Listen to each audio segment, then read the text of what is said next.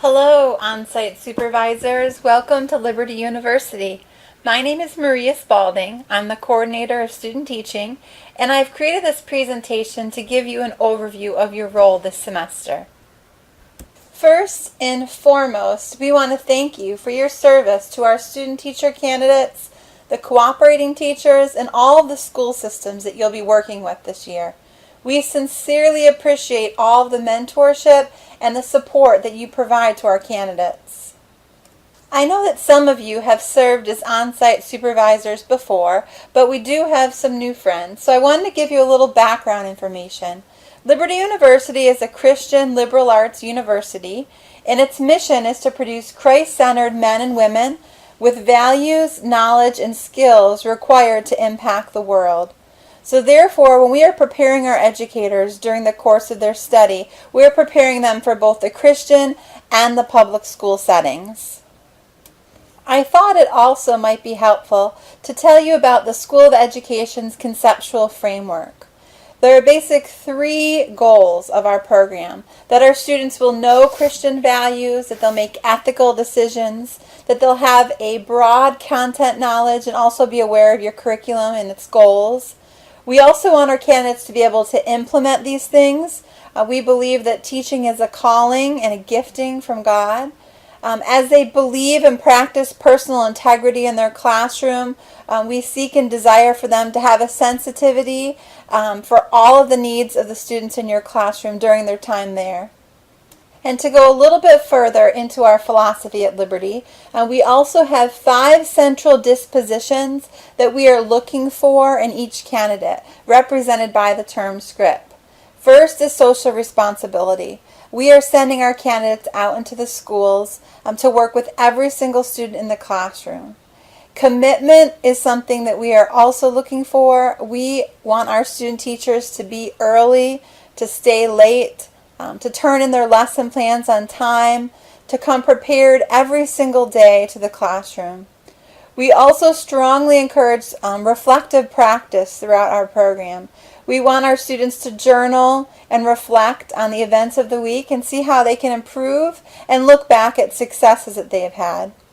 We also stress integrity in all decision making in the classroom and professionalism. If you notice an issue in any of these dispositions during your time observing or working with a student teacher, please reach out to the university supervisor, because we would like to work together to better support you and our candidate in any areas of deficiency. The Student Teaching Handbook is a tremendous resource for both cooperating teachers and on-site supervisors. Since you are working with our university from a distance, we have a copy available for you online. I've included the web address, but we'll also send a copy to you via email. There will be an easy link you can click on to refer to that. All important documents that we talk about, observation forms, lesson plan templates, etc., are found in this resource. Your university supervisor will also be sending you through email a stipend form, an observation form, and things like that, just to help you and better support you throughout the placement. At this point, I'd like to differentiate between the 3 main roles: the cooperating teacher, the university supervisor, and the on-site supervisor. As a student teacher candidate, they have 3 professionals working with them throughout this process. The cooperating teacher is going to be spending the most time with the student teacher in the classroom. So he or she will be sharing their knowledge, skills, information. They'll be observing the candidate on a day-to-day basis and providing feedback, demonstration of skills, and generally familiarizing the candidate with the school policy, the school procedures, and also the culture of their classroom. The cooperating teacher is going to maintain contact with both you, the on-site supervisor, and the representative from Liberty, the university supervisor. They will be completing live text assessments at the midpoint and the end of the placement, and commenting frequently on the performance of the student teacher, and they may also be writing a letter of reference or recommendation on school letterhead if one is requested at the end of the placement. Your role as the on-site supervisor contains some different responsibilities. Initially, you'll come to the classroom in week 1 or week 2 and conduct an initial visit where you'll introduce yourself to the cooperating teacher and the student teacher candidate. Make sure you're comfortable with where the classroom is to help with the next observation time. See if either of them have any questions, and just generally get started with contact information at the beginning of the placement. From that point on, your role will be to be in weekly communication and to plan the formal observations. And we highly recommend, after you have an observation and you fill out the observation form, providing some feedback with the student teacher in person. This could be communication over the phone if you can meet with him or her. And also, you'll be getting weekly emails from the university supervisor. You will also need to complete the stipend paperwork, which we'll send that to you during the placement. Please note that the stipends will not be dispersed until after the semester ends. So it will take a little while before you receive that. And the student teacher might also ask you to write a letter of reference or recommendation for their portfolio as well. I've gone over the lesson planning procedures with the cooperating teachers. I also want to make you aware, if you haven't worked with our university before, about some of the procedures for planning. The student teacher candidates have a required template to use for all of their plans, and they must begin every subject with detailed lesson plans. If they have written 5 detailed plans that were approved by both the cooperating teacher and yourself and the university supervisor, they can then formally move on to block planning in that particular subject area. They must be approved every week, so they're not allowed to teach any lesson plans if they haven't been approved the Friday prior to the teaching week.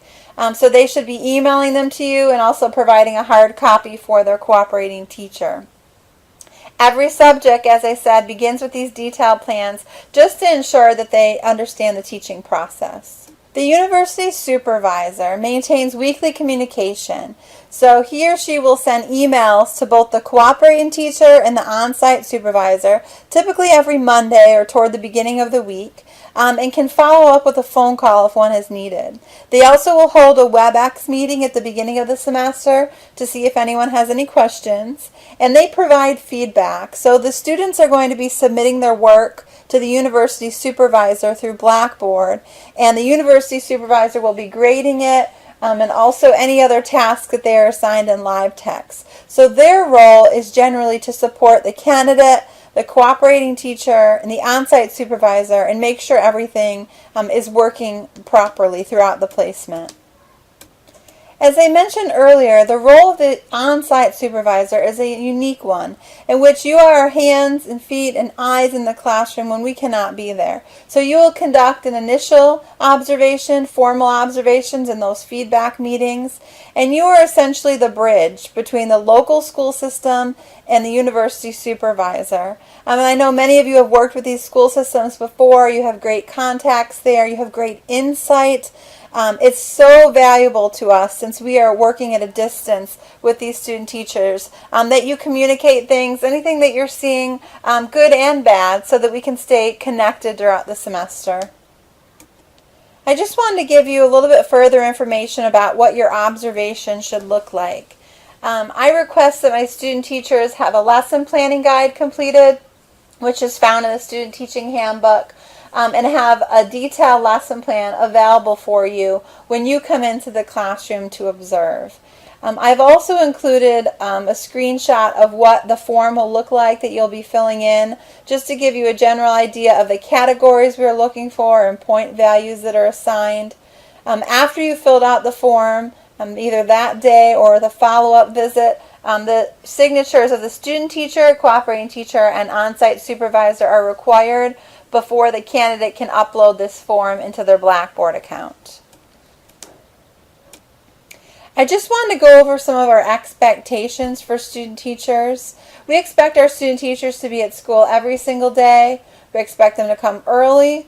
We expect them to attend all events that the cooperating teacher is required to attend. So that would include parent-teacher conferences, any professional development activities, IEP meetings, etc.